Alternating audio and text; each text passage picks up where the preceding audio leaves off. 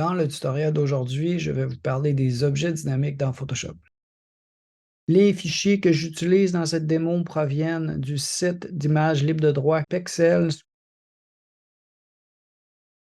Je vais mettre un calque normal là, ou un calque habituel côte à côte avec un objet dynamique pour s'aider à visualiser quelle est la différence entre un objet dynamique et un calque habituel. Donc, je vais cliquer sur mon sujet, je vais dupliquer ce calque-là pour convertir un objet dynamique. Évidemment, il y a toujours plus qu'une façon de faire dans Photoshop, mais moi, ce que je vais faire, c'est un clic droit dans l'espace vide dans la fenêtre de calque. Je vais aller choisir la commande convertir en objet dynamique. Tout de suite, remarquez au coin en bas à droite, ce calque-là est maintenant un objet dynamique. Je vais mettre mes deux copies côte à côte. La première démonstration que je vais vous faire, c'est que je vais redimensionner mon image. Je vous fais une version un peu exagérée pour que vous puissiez bien voir qu'est-ce qui va se passer. Commande ou CTRL-T pour transformation manuelle. Sur le calque pour commencer, je vais diminuer la taille de mon image en conservant les proportions. Je vais la diminuer énormément. Je vais lui donner aussi une petite rotation. Donc là, c'est rendu une version minuscule de mon image que je place ici. Je vais faire la même opération sur mon objet dynamique. Je diminue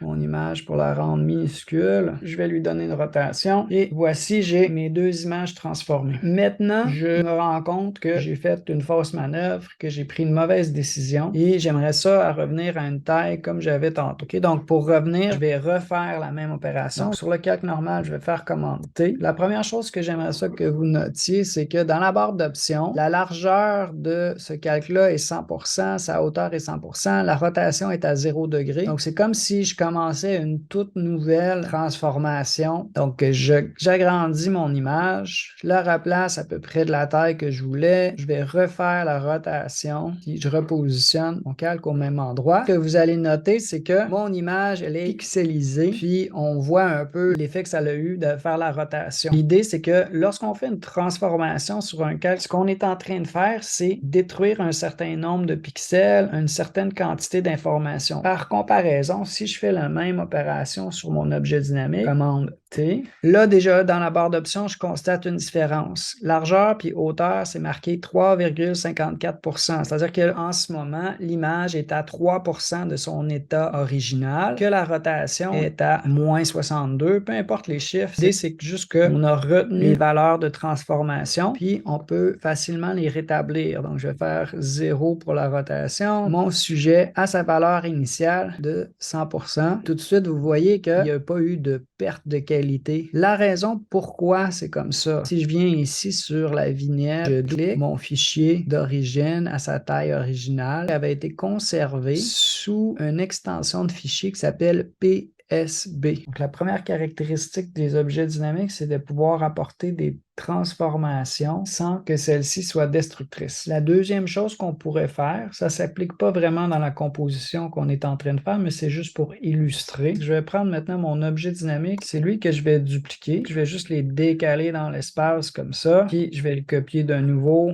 Je vais en faire un troisième. Disons que dans ma composition, j'aurais plusieurs instances du même sujet ou du même objet ou du même graphique. Puis, en regardant un petit peu, je me rends compte qu'il y aurait des modifications que j'aimerais apporter. Donc, ce que je peux faire maintenant, ça serait de double-cliquer sur la vignette de l'objet dynamique. Ça va m'ouvrir un fichier avec l'extension PSB. Ce que je vais faire ici, c'est que je vais apporter des changements à mon image originale. C'est pas l'outil que je me servirais normalement pour faire ça, mais je vais juste prendre un pinceau qui s'appelle remplacement de couleur. Puis je vais aller remplacer la couleur de son chandail avec un chandail qui a une teinte plus verte. Là, j'y vais vite puis je fais pas très attention. Là. Je voudrais aussi transformer la couleur de ses lunettes de soleil pour lui donner un aspect plus rose. Donc là, j'ai apporté des modifications à mon image d'origine. Je vais enregistrer ces modifications-là en faisant commande ou CTRL-S pour save. Puis je vais revenir à mon montage original. Donc au lieu d'avoir à faire les opérations 3 fois, je vais avoir le résultat sur chaque instance à toutes les fois que cet objet dynamique-là a été utilisé. Donc dans le cas d'un modèle où est-ce que j'aurais des éléments graphiques qui seraient répétés plusieurs fois, je peux sauver du temps en utilisant un objet dynamique. Je vous montre un autre exemple. Dans ce montage-là, j'ai plusieurs différents éléments de ma composition. Je vais partir du bas. Là. j'ai ici une image d'un cadre. C'est juste un rectangle rouge avec un contour blanc. Placé en masse d'écrêtage, j'ai placé la plage par-dessus, j'ai placé mon texte, j'ai placé mon sujet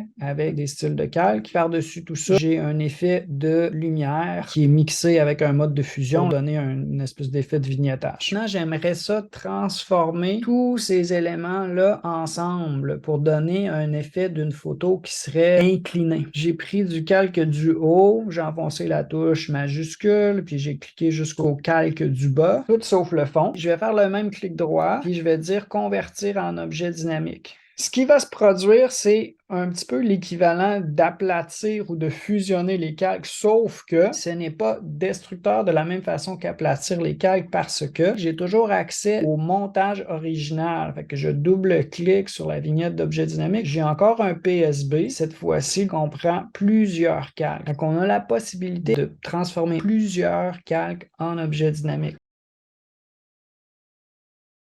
Donc maintenant, si je veux aller un petit peu plus loin avec ce que je veux faire commande T sur mon objet dynamique, je vais aller sur mon cadre de transformation, diminuer la taille un petit peu en conservant les proportions, mais je vais me rapprocher du coin de transformation, puis là, je vais maintenir la touche commande si je suis en Mac, contrôle si je suis en PC, puis ma flèche, au lieu d'être une flèche qui pointe dans les deux sens, ça va devenir une petite flèche blanche. Puis ce que je vais faire, c'est que je vais incliner ma photo comme ça. Je vais valider cette transformation-là.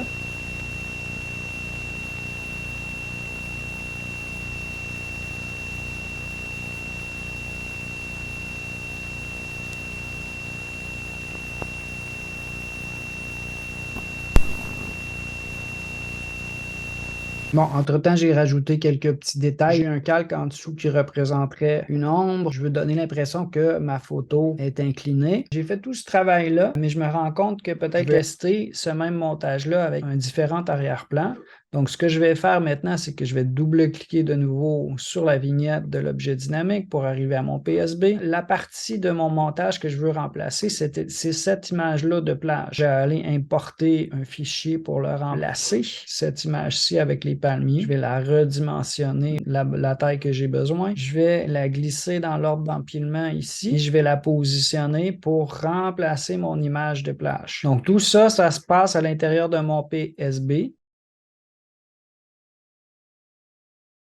Je vais enregistrer ces modifications-là, puis je vais revenir à mon image de départ. Les changements que j'ai faits vont être mis à jour dans ma version finale. Donc, pour finir, les objets dynamiques sont une manière d'avoir beaucoup plus de flexibilité pour travailler. C'est certain que ça va faire des fichiers qui sont plus volumineux. Si vous avez des questions, vous pouvez écrire dans les commentaires ou continuer à visionner les tutoriels à partir de YouTube.